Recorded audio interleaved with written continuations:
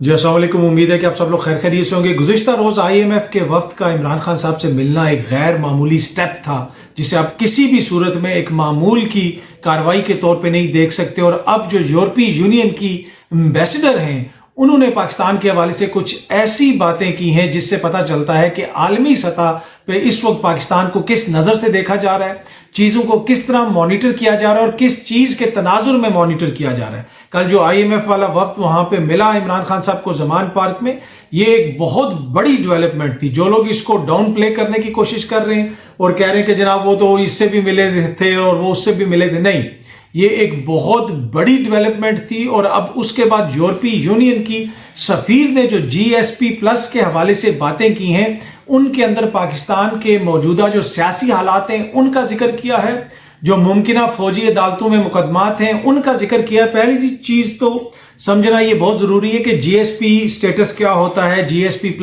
क्या स्टेटस होता है। देखिए, GSP+ स्टेटस ये है कि जो कंट्रीज हैं यूरोपीय यूनियन की, वहां पे जो डेवलपिंग कंट्रीज हैं, कुछ कंट्रीज को ये सहूलत दी जाती है कि उनको तरजीह बुनियादों के ऊपर इस तरह की मराद दी जाती हैं कि वो वहां पे अपना सामान एक्सपोर्ट कर सकते हैं, उनके ऊपर ड्यूटी कम लगेगी, कोई टैक्स कम लगेगा।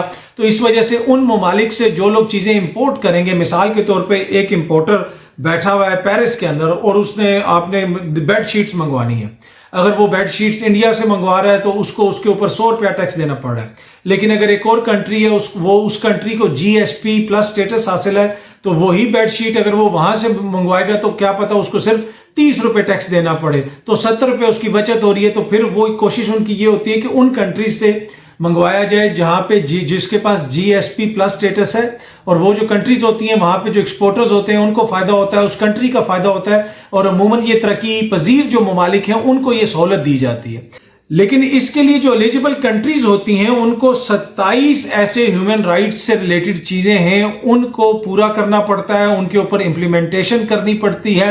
अगर वहां पे इंसानी हकूक के मसाइल हों, लेबर लॉज के हवाले से मसाइल हों, मजदूरों के हकूक के हवाले से मसाइल हों, तो फिर उनको वो स्टेटस नहीं मिलता।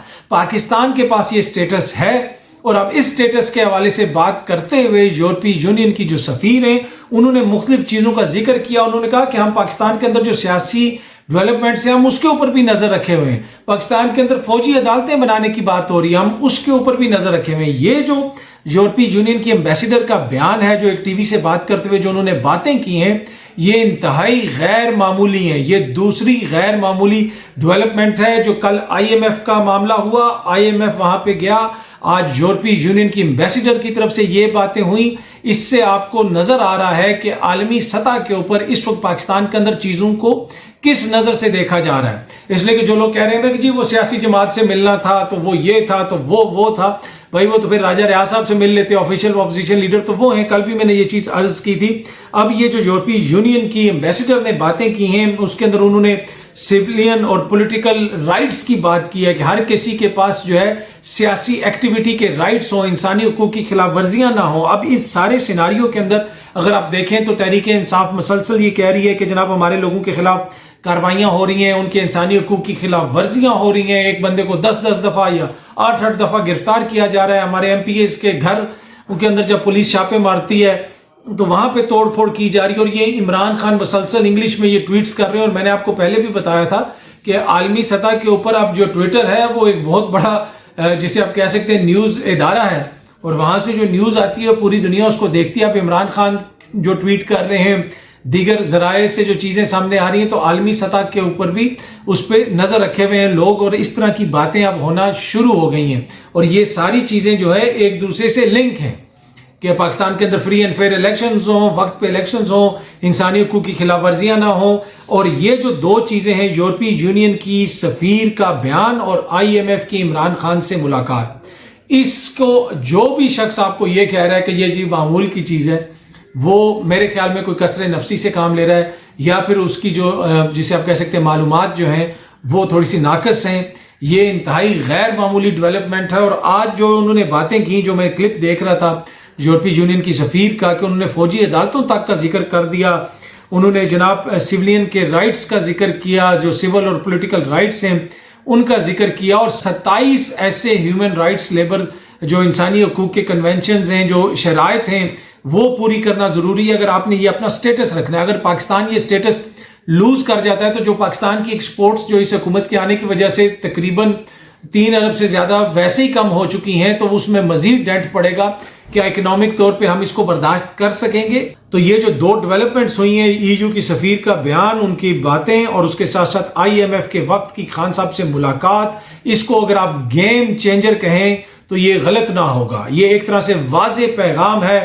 اور وہ جو لوگ بہت ساری باتیں کر رہے تھے نا، یہ ہو جائے گا وہ ہو جائے گا، اس سارے ماحول کے اندر جو ایک طرح کا ماحول کریٹ کیا گیا، اس میں میڈیا کا بھی اپنا کردار تھا، جو حکومتی وزراء ہیں وہ بھی سب کچھ کر رہے تھے. اور میں نے آپ کو پہلے بھی بار بار عرض کی ہے کہ اس حکومت کے لیے اور پاکستان کے لیے سب سے بڑا چیلنج ہوگا اوورسیز پاکستانی، اوورسیز کے جو وہاں پہ ان کے ساتھ تعلقات، اور اس کے ساتھ ساتھ خیبر پختونخوا.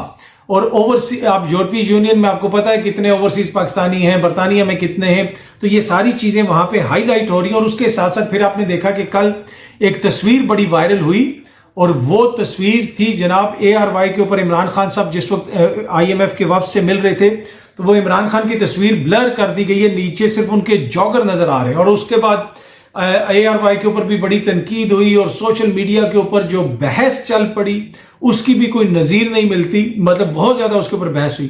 لیکن جو ہی وہ میں نے تصویر دیکھی کہ اے آر وائی نے وہ تصویر لگائی ہے، تو ابھی اس کا کوئی ری ایکشن نہیں آیا تھا. جو ہی وہ تصویر دیکھی تو میں نے کہا کہ یہ تو ایک بہت بڑی ڈیبیٹ شروع کروا دی ہے انہوں نے. مجھے تو اس کے اندر لگا کہ یہ تو ایک ڈیبیٹ شروع کروائی گئی ہے. اس کو بلر اس طرح کیا گیا کہ پتہ بھی چل رہا تھا کہ خان صاحب بلر ہوئے ہیں، اور پھر وہ تصویر دکھائی بھی گئی، اور اس کے نتیجے میں پھر ہم نے دیکھا کہ وہ ڈیبیٹ چلی.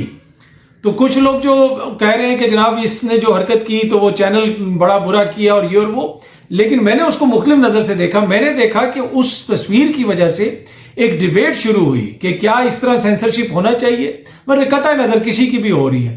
تو وہ کیا میڈیا کے اوپر اس طرح قدغن ہونی چاہیے کہ کسی کی اس طرح تصویر نہ دکھائی جا سکے، although کہ ابھی وہ نہ سزا یافتہ ہیں، نہ ان کو عدالت نے کچھ کہا ہے. اور وہ شخصیت جس سے آئی ایم ایف جا کے مل رہا ہے حکومت پاکستان کو ڈالر دینے سے پہلے، اور دوسری طرف پاکستان کے اندر میڈیا اس کی تصویر اس طرح دکھا رہا ہے.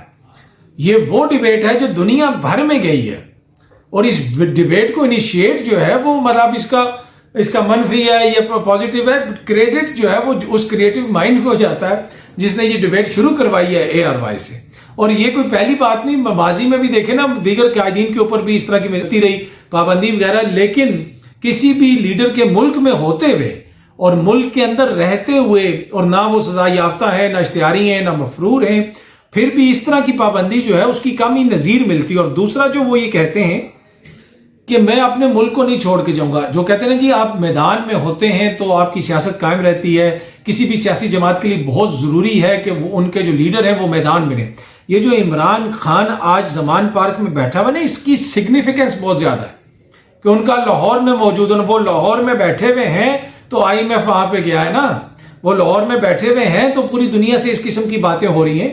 اگر وہ لاہور میں نہ بیٹھے ہوتے، چلے گئے ہوتے برطانیہ بیٹھے ہوتے، یا دبئی چلے گئے ہوتے، یا کسی اور جگہ چلے گئے ہوتے، تو آئی ایم ایف ان سے اس طرح ملنے جاتا، پھر تو وہ راجہ ریاض صاحب سے مل لیتے، پھر تو وہ کسی اور سے مل لیتے. لیکن یہ شو کرتا ہے کہ کتنا امپورٹنٹ ہے سیاست میں اور سیاسی لیڈر کا میدان میں ہونا. جو معاہدے کر کے چلے جاتے ہیں، جو ملک سے چلے جاتے ہیں، بعد میں وہ جو مرضی باتیں کرتے رہے، لیکن وہ بڑا ضروری ہوتا ہے کہ جب آپ میدان کے اندر ہوتے ہیں اور وہاں پہ میدان میں موجود ہوتے ہیں. اچھا، ایک چیز اور جو میں آپ سے شیئر کرنا چاہتا ہوں وہ بڑی امپورٹنٹ ہے. ایک بحث چل پڑی ہے، اور میں نے دیکھا کہ کہیں پہ کوئی خبر وغیرہ بھی میں دیکھ رہا تھا کسی چینل پہ یا میڈیا پہ چل رہی تھی کہ جی عمران خان جو ہے ان کی مینٹل ہیلتھ ایشوز کے حوالے سے کوئی مسائل ہیں، وہ ہر کسی پہ الزام لگاتے ہیں، وہ یہ ہے اور وہ ہے وہ. اچھا، اب ہوتا ہے کہ یہ ڈیجیٹل دور ہے تو آپ نے بیانیے بنانے ہوتے ہیں، سیاسی بیانیے بنانے ہوتے ہیں، مختلف قسم کے بیانیے آپ نے بنانے ہوتے ہیں. اب وہ بیانیے کس طرح بنتے ہیں؟ ڈیجیٹل دور کے اندر بیانیے بنتے ہیں کریٹیوٹی سے. اور وہ آپ ایک عمران خان بیانیہ بناتا ہے، لوگ کہتے ہیں جناب اس نے پہلے یہ بیانیہ بنا دیا، وہ بیانیہ بنا دیا، پہلے سائفر پہ کر دیا، وہ کر دیا، جو بھی ہے وہ انہوں نے ایک بیانیہ بنایا، پھر جو لوگ ان کو سپورٹ کرتے ہیں انہوں نے کیا. تو آج کل کے دور میں نا دیکھیں دیر از اے ڈفرنس. یہ بڑی سمجھنے کی چیز اور بڑی باریک چیز ہے. چلاکی اور کریٹیوٹی، یہ 90-80 کی دہائی والی چلاکیاں، یہ جو ہے نا کریٹیو دور کے اندر، اس دور کے اندر جب 8 سال کا بچہ بھی جو ہے وہ دنیا بھر سے خبریں پڑھ رہا ہے، اور وہ ٹیک سیوی ہے, وہ سوشل میڈیا کے اوپر چیزوں کو دیکھ رہا ہے, اس دور میں چلاکیاں کام نہیں آتی. اس دور میں آپ کو کریٹیوٹی کرنی پڑتی ہے. اور پھر وہ جس قسم کی کریٹیوٹی ادھر سے ہوتی ہے کہ وہ ایک ویڈیو ہم نے دیکھی, وہ کیا وہ اس طرح کی, وہ مطلب آئی ڈونٹ نو وہ کس نے ڈائریکٹ کی, ہو سکتا ہے کچھ لوگوں کو پسند آئی ہو, جو وزیر اعظم صاحب کی ویڈیو تھی, وہ جو ٹیکنیکل ٹائپ کی ویڈیو, پر میرے خیال میں وہ بہتر انداز سے بھی ہو سکتی تھی. پر اینی وے وہ ایک الگ بحث ہے. تو یہ جو بحث شروع کی جا رہی کہ جی عمران خان ہر کسی پہ شک کر رہا ہے, وہ ہر کسی پہ الزام لگا رہا ہے, اس کی ذہنی صحت ٹھیک نہیں ہے, یہ وہ بحث تب شروع ہوئی ہے جب ذہنی دھچکے لگے ہیں, 2-4 اوپر نیچے جو ذہنی دھچکے لگے. اور بڑا دھچکا جو کل IMF کا لگا ہے, اور اب یہ جو EU کی سفیر کا دھچکا ہے, اس کے بعد تو میرے خیال میں پھر اب عمران خان کے اوپر کوئی اور بحث ہی شروع کروا دیں, مینٹل ہیلتھ کے ساتھ ساتھ اور بحث بھی شروع کروا دیں, بہت کچھ کر دیں. لیکن وہی میں عرض کر رہا ہوں کہ بیانیہ بنتا ہے یا تو کارکردگی سے اور اس کے ساتھ ساتھ کریٹیونیس سے, نالائکی سے اور چلاکی سے, کہ ایک طرف کارکردگی میں جو ہے 0 اور دوسری طرف 90 کی اور 80 کی دہائی والی چلاکیاں, ایسے کام نہیں آتی. اور اس طرح وہ چیزیں جو ہے وہ بن نہیں, مطلب وہ کوئی مزہ نہیں آتا کہ جناب مینٹل ہیلتھ ایشو ہو گئے ہیں اور یہ ہو گیا اور وہ ہو گیا, اور جناب اس قسم کا بیانیہ بن جائے گا کہ عمران خان ذہنی طور پہ درست نہیں ہے یا ان کی ذہنی جو صحت ہے وہ صحیح نہیں ہے. پر ایشو یہ ہے کہ عمران خان اس وقت جو ہے اپنے مخالفین کے ذہنوں کے اوپر سوار ہے, اور پھر اسی وجہ سے اسی دباؤ کے تحت پھر جو ہے بہت سارے اس قسم کے بیانیے بنانے کی کوشش کی جاتی ہے. باقی جو سیاست میں دیکھیں کبھی ایک مقبول ہوتا ہے کبھی دوسرا مقبول ہوتا ہے. خان صاحب کا جو اپنا دور تھا تو کون سی دودھ شہد کی نہریں بہ رہی تھیں, بہت سارے مسائل تھے, لیکن ان لوگوں نے آ کے جو 1 سال میں کیا تو پھر لوگوں کو پچھلی حکومت یاد آنا شروع ہو گئی. تو مسئلہ یہ ہے کہ یہ کسی کی تصدیق کرنے سے, اس طرح کی باتیں کرنے سے تو یہ معاملات نہیں چلیں گے. فیصلہ عوام کو کرنا پڑتا ہے, جمہوریت کے اندر عوام ہی کرتی ہے, وہ جس کو مناسب سمجھیں گے اس کو الیکٹ کریں گے. ہو سکتا ہے 5 سال عمران خان پورے کرتا تو اگلے الیکشنز میں ہار جاتے. وہ جس طرح میں نے آپ کو پہلے کہا کہ بہت سارے مسائل تھے ان کی حکومت میں, یہ مسئلہ تھا وہ مسئلہ, مطلب I can name so many مسائل. لیکن ابھی جو پچھلے 1 سال کے اندر ہوا ہے اس کی تو نظیر ہی نہیں ملتی پاکستان کی تاریخ میں. تو یہ ایشو ہے جناب, ہم سب کو اگر اپنا پیغام آگے پہنچانا ہے تو ہمیں وہ آج کل کے ٹیکنیکل دور کے اندر اور ڈیجیٹل دور کے اندر کریٹیوٹی سے وہ کام چل سکتا ہے, ذہانت سے کام چل سکتا ہے. چلاکی اور ذہانت میں فرق ہوتا ہے. جو چلاکی کرنے والا شخص ہوتا ہے نا, وہ آخر میں وہ چلاکیاں الٹی پڑ جاتی ہیں. اور اینی وے یہ نیا جو ہے کہ عمران خان کی ذہنی صحت والا, وہ بڑا مجھے فنی سا لگا, تو میں نے کہا میں آپ کے ساتھ بھی شیئر کروں. امید ہے کہ یہ ویڈیو آپ کو پسند آئی ہوگی. بہت جلدی آپ سے پھر ملاقات ہوگی. Thank you so much.